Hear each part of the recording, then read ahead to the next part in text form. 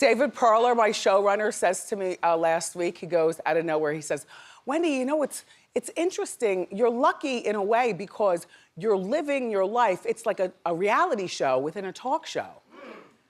And I was like, you're right. My new reality, you know what I mean? Within a talk show. So you know, my bachelorette pad has become the flop house and the stomping ground. And I mean that in a good way, as might as well have a revolving door going on. My sister popped up for the weekend from Florida, and we spent Friday night together watching Mama June. I'll get to that in a minute. Just sitting around, two girls. The boys went out, my son and my nephew, they went out someplace and came back. But we were just sitting around, so that's what I did on Friday. On Saturday it was 85 degrees here in New York. And it was gorgeous. I think that everybody left to go to the beach. There was no traffic, nothing. And so it was the perfect time to really enjoy the city. So I had lunch at one of my favorite places with one of my favorite people, André Leon Talley. We went, yeah, André. We held court for over almost 3 hours. We ate at this place called Majorelle. Fine French food with marble and lots of chandeliers. Babbling fountains, and we ate in the back on the patio. You know, the usual vichyssoise and crepes and soufflés. I had this, I had never had air-popped clementines before. Honey, when I tell you they were so good, they were only decorating homemade coffee ice cream. That's the only way I like my ice cream. I like iced coffee and I like coffee ice cream. Anyway, decorating around. So I'm eating the ice cream and then I go for the clementine. I'm like, these aren't even on the menu. These are so good. So I want to thank Sir for going to the back, the man who owns, and bought me a whole bag. They look like Cheetos, but they're just delicious. Thank you. And then,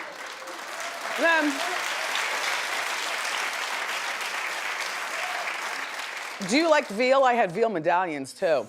The medallions were small enough that I started out by cutting them, but then I realized I was with an old friend, so no more cutting. The whole medallion. And then Saturday night I stayed in, and then yesterday wait. Oh no, I didn't stay in Saturday night. No, hold on now. I came home and I took a disco nap, and then I got ready. You know, Kandi was in town with her sex dungeon show.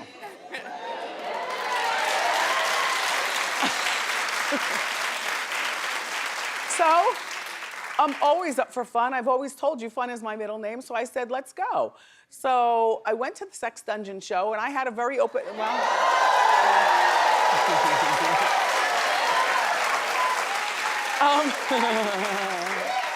I'm telling you, under the muscle implant since 1994, they still stay up. They still stay up. If you're gonna do it, go under the muscle. Anyway, so I went, I had an open mind. First of all, the place was packed. She did a really good business that night. It was packed. I'm not going to judge Kandi. All I'm thinking is that I think that was below you and Todd. In a way, no, not uh-oh, I'm trying, look, I said she did a good dollar, but all dollars aren't good. Like Delicious, you know Delicious, she used to be one of Flav's girls on Flavor of Love. Delicious was the host for the evening, and she looked wonderful. And by the way, it doesn't look like she bleaches her skin. She must use a lot of, you know, people were accusing Delicious of bleaching her skin. By the way, and Blac Chyna doesn't bleach her skin either. Did I tell you that we talked about that? Anyway, Delicious doesn't bleach her skin. Delicious looked, well, that's Blac Chyna. We'll get to her in a moment. But anyway, but Delicious does not bleach her skin. She did a lot to her body though, and it looks really good, you know, burlesque style. Her personality was really great. Do we have a picture of Delicious? Just to remind people? I didn't even know Delicious was there. Let me tell you something. I didn't either, but Delicious was really good. She was the host for the evening, and she had the whips and chains. You know, like there was no sex on the stage, but it was a lot of simulation. It gave people what they came for, and Kandi was a great host, and she had her outfits on and stuff. I just feel like Kandi, I don't know. I look at Kandi as an artist, and she might have been accused by Portia of having the sex dungeon and everything like that, which, based on last night, I could believe it. I don't know that this is true. But, you know, and then she had the line of sex toys, which I was like, okay, Kandi has sex toys. But the sex show, and you got Riley at home, and, I mean, you were using the C word that ends with the, I mean, they're just, you know, and I'm open, but I wasn't that open. I was looking kind of like, okay, and then, anyway, so I left. I stayed long enough for research for Hot Topics, and then I left.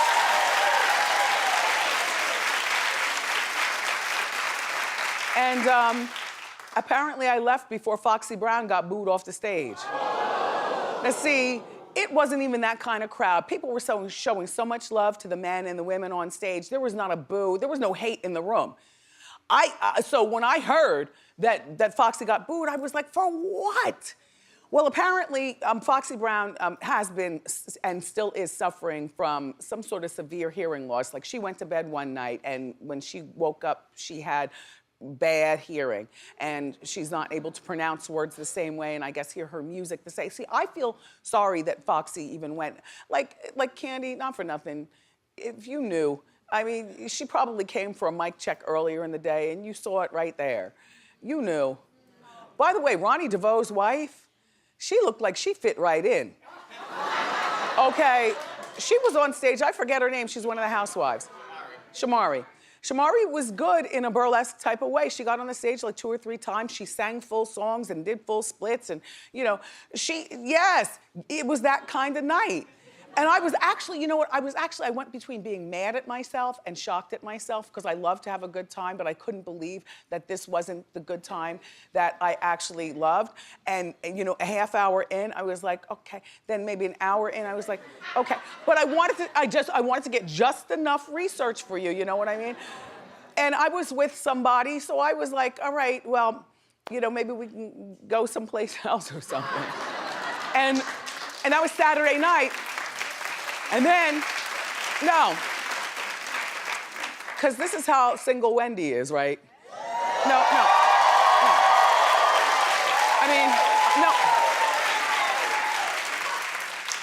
I mean single Wendy. This is the new me, in other words. This is how single Wendy is. I was with a really handsome something, you know, and Robin from Wigs, but I was with a handsome something and he wasn't gonna cut the mustard for my second date. He should be working now so he doesn't know. So I had lined up a second date perhaps in my mind because I had tickets, Norman, for the Saturday Night Live rap party for the season. What? Yeah. But the burlesque was early. I mean, I was literally back at my apartment by like 10:45. It was early. So I had to wait for SNL to end, you know what I mean? And then get ready to go to Rockefeller Center. They had it in the gardens there. But then I was like 12, I was like, oh, you know, but I'm sure they had a good time. But and my second date just ended up coming over as opposed to us going out. And then last night, the weekend ended around 7 o'clock when I wanted a pizza. So my son was out on a date.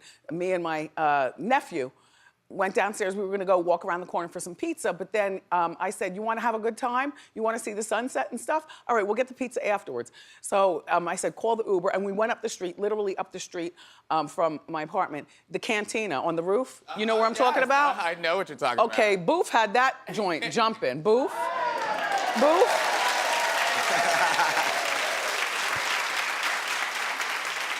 And it was just, you know, and the kids were there. I would say the oldest person there was me. The second oldest person there might be 38, you know what I mean? But it never bothers me. So, you know, but I had on shorts and a hoodie and a pair of sneakers and I said, let's get this cab and go up the street and to the Cantina. And I was I was in bed probably by 10:30 last night. Yeah, it was an early party.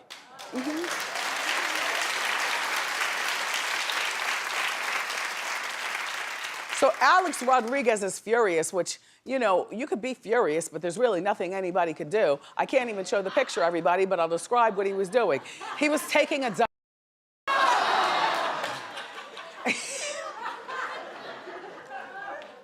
And he was wearing a grown man's shirt. It looked to either be light gray or light blue. He's sitting on the toilet taking a dump. It was A-Rod because there was a monogram robe hanging very civilized next to him.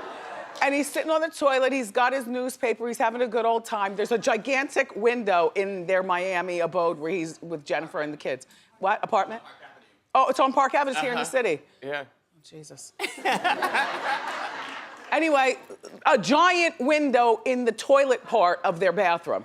And he's sitting there doing his business, and a picture was taken, possibly, it looked like, from the building next door, otherwise a drone. You know, they throw the drones up that high these days. Well, there are several hedge fund offices around the same area. So now people are thinking that maybe it was somebody from the hedge fund office or whatever. I just say that if you're going to be doing something that you don't want people to see, then you just pull the blinds quickly. Now, he's so mad that he's wrangled his legal team together to try to get to the bottom of who took a picture of him doing a number 2.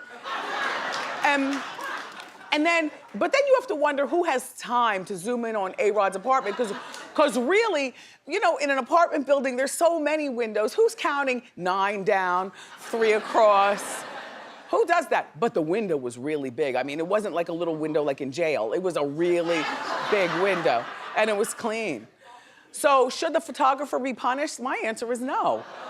I mean, the photographer can't really do anything. Maybe they can release it online, I guess. I mean, we have scruples here, if you couldn't tell, which is why we're not able to show you that picture, or maybe it was too expensive or something. And just picture A-Rod sitting on the toilet with a grown man shirt, and you got it. And he did look handsome while doing it.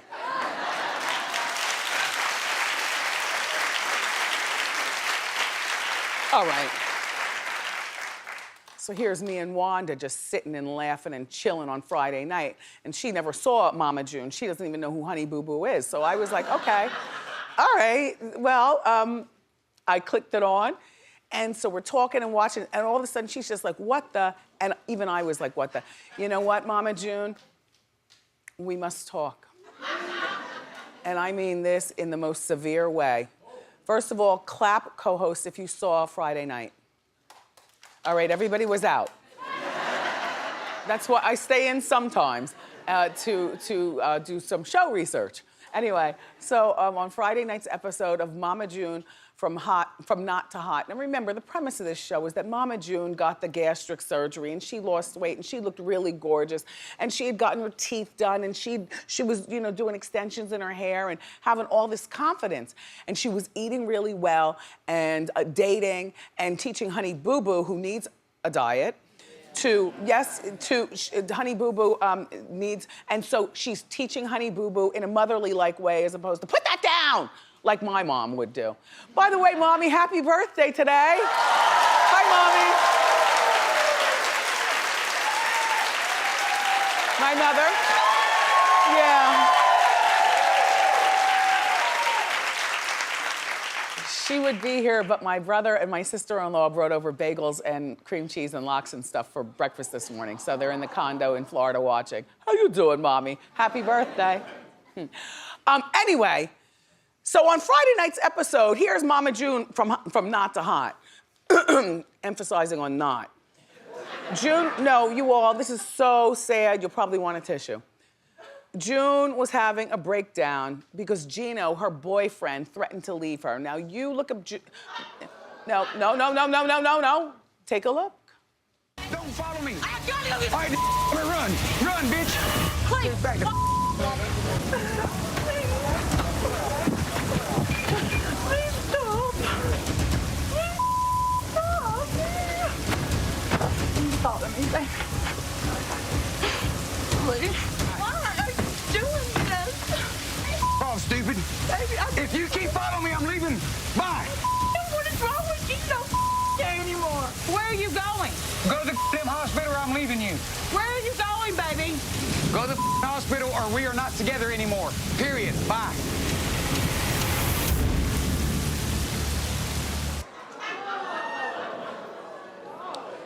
So here's my thought. My thought is, and you know I love Mama June, and you know I root for her, but Mama June is so off to the left right now that I can't even sit down and talk with her on the, you're not even welcome here. And that's pretty bad. Because we take everybody. I can't. I couldn't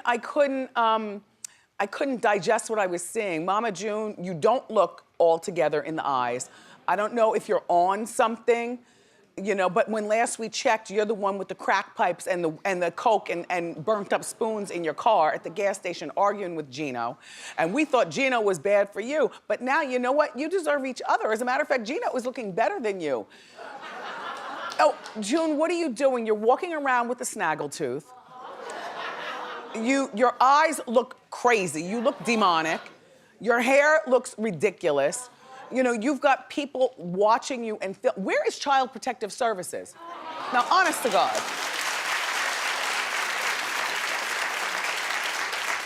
It's gotten so bad.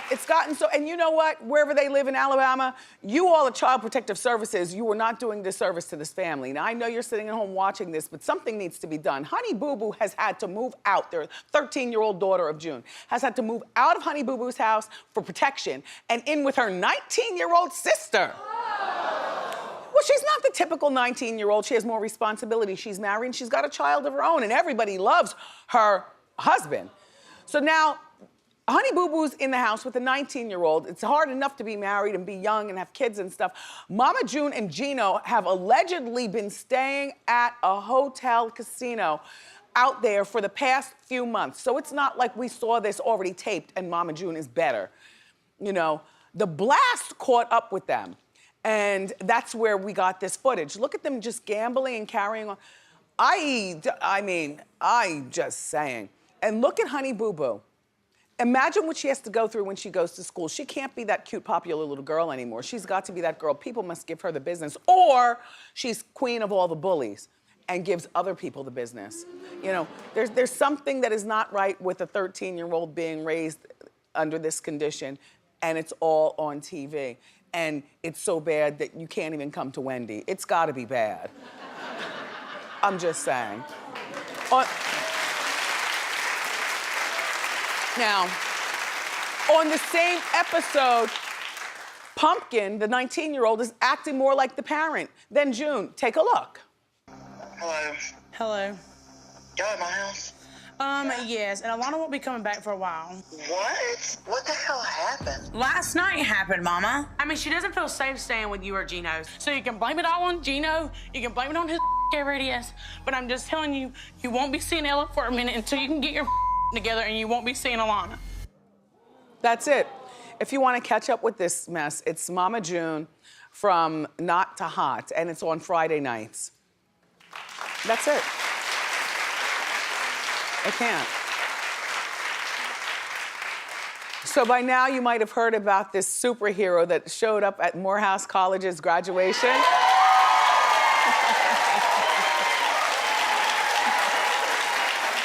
Yeah. So this gentleman's name is Robert F. Smith, and he's a billionaire, and he was the commencement speaker at Morehouse for the graduating class, and then he announced to the kids that he's gonna pay off all the graduating classes student debt. Isn't that wonderful? Take a look, take a look. On behalf of the 8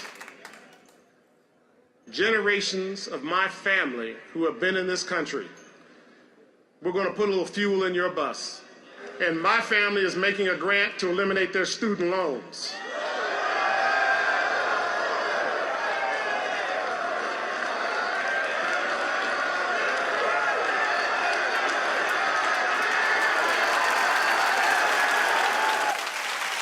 That's sweet. I mean, that is, you know, Robert, you really did a great thing for those kids, but pardon me if I couldn't help but wonder the new me. Is he single?